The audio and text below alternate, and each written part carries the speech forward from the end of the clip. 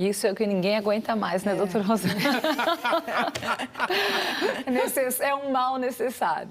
É um bem necessário, digamos bom, assim. É verdade, é um bem necessário. Agora, me diga uma coisa, por que os casos voltaram a crescer na Ásia e na Europa, doutora Rosana? Eu acho que tem mais do que um motivo, né? Vamos falar primeiro da Europa. A Europa realmente flexibilizou total e talvez um pouco precoce. Quando eu falo total, eu estou falando de transporte público, não estou falando na rua. Na rua eu estou a favor, mas você em ambientes fechados, onde você tem alto risco de contato com mais pessoas e ainda tendo a circulação da Ômicron, é que a gente está se acostumando com os números, né? O Brasil, acabamos de falar aí, mais de 300 mortes em 24 horas, como se fosse algo normal, não é. Quer dizer, não é que foi embora. Então, eu acho que no caso da Europa, houve uma flexibilização relativamente precoce. O dado que eu acho importante, e é um conceito que eu acho que nós passamos errado, o que é um vacinado completamente vacinado? Para a Ômicron, são 3 doses. E a Europa tem 2 doses numa porcentagem boa. Agora, a dose de reforço, que para esta variante é, de fato, a mais importante, isso não chega a 50% em muitos países europeus. E quando a gente vai para a Ásia, o que a gente está vendo? A Ásia ainda não tinha vivido o tsunami de Ômicron que nós vivemos, que a Europa viveu. Então, eles estão agora, pela primeira vez, que eles estavam sempre na nossa frente, agora eles estão realmente vendo a circulação desta variante, que tem uma capacidade estrondosa de disseminação.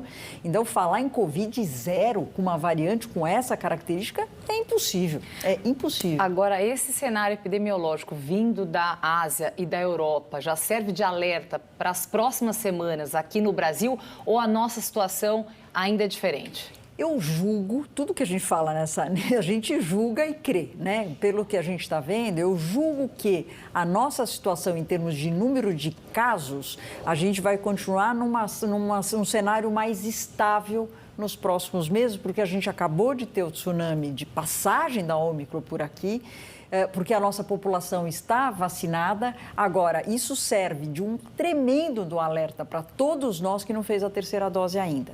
E, lógico, discussão de 4ª dose. Mas, em especial nesse momento, o que acende de alerta para nós aqui no Brasil e na América Latina é a importância da gente, de fato, colocar em dia a nossa vacinação. Ou seja, é preciso expandir a vacinação para tentar controlar qualquer... Porque nós estamos falando de Ômicron, aquela BA2, que está circulando na Europa e na Ásia, mas tem a Deltacron. A Deltacron, qual que é o nível de agressividade da Deltacron? Ainda é precoce, mas o que a gente está vendo é que a Deltacron está circulando nos países lá na Europa, na França, desde janeiro.